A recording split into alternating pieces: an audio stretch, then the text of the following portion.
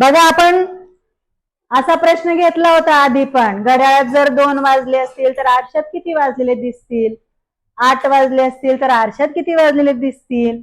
तर आपल्याला कमेंट आल्या बऱ्याचशा की 4:30 वाजले असतील तर, 3:30 वाजले असतील तर, 8:30 झाले असतील तर घड्याळात किती दिसतील.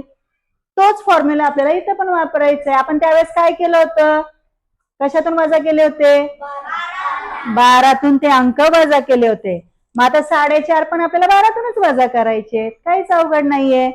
बघा 12 तास 00 मिनिटं असं लिहायचं. आणि 4:30 म्हणजे किती, 4 वाजून किती, 30 मिनिटं. बरोबर, करायची वजा बाकी.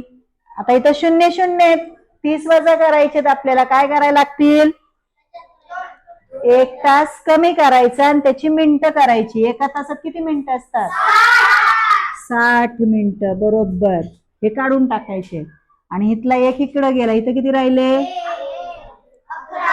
12तून 1 गेला, 11 राहिले. आता करा, 60 मधून 30 गेले, 30 मिनिटं. आणि 11तून 4 गेले,